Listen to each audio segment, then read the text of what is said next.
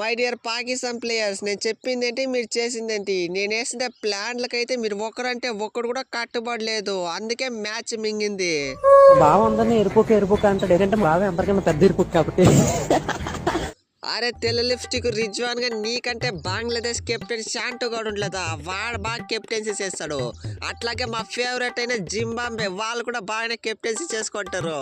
నీకు వగొస్తేనే కదా చేసేకి, అందుకే మ్యాచ్ మింగి పెడుతుంది. అరే పందిపిర్లోడు అటు తిరిగి ఇటు తిరిగి నా పైనకే వస్తావా? నేనన్నా అట్లీస్ట్ 40 runs అన్నా కొడుతుంది. నువ్వైతే జిడ్డు బ్యాటింగ్, టెస్ట్ బ్యాటింగ్ ఆడి అవుట్ అయి వస్తువే. నువ్వు కూడా నాలాగా ఒక 40-50 రన్లు కొట్టింటే మ్యాచ్ ఈజీగా గెలుస్తుండే. మ్యాచ్ సంకనాచి ఇచ్చింది నేను కాదు, నువ్వు. అరే తెల్ల లిప్స్టిక్ కూడా ఏంది, నువ్వు జింబాబర్ ఏదో మంచి మీటింగ్ ఏదో కొడతా ఉన్నట్లుండారు. ఏం అనాలిసిస్ చేస్తా ఉండారా ఏంది?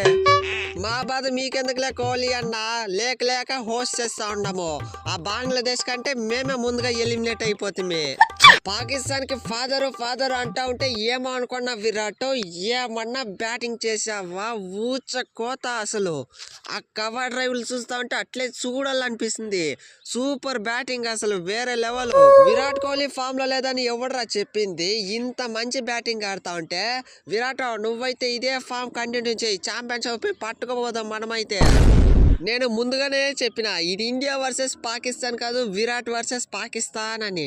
మీరైతే వినలేదు. నేనైతే మళ్ళీ ప్రూవ్ చేయాల్సి వచ్చింది, ప్రూవ్ చేసా. సెంచరీ కొట్టి నా తడాకా చూపించా. ఈ పాక్ నయన్లు అయితే మ్యాచ్ గెలిచేకి కోచ్లు మార్చేసి, ప్లేయర్స్ మార్చేసి, లాస్ట్కి ఏమైంది? Same result. విరాట్ ఉన్నంత వరకు ఇండియన్ ముట్టుకునే మగాడు ఇంకా పుట్టలేదు.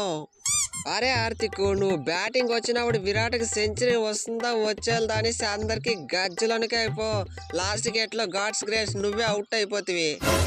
అరే రోహిత్ బ్రో, నా గురించి తెలిసిందే కదా. నేను కనుక బ్యాటింగ్ వచ్చినా అంటే 6లు 4లు కొడతానే ఉంటా. అవతల సెంచరీ హాఫ్ సెంచరీ అవంతా నేను పట్టించుకోను, మ్యాచ్ ఫినిష్ చేసేకే చూస్తా.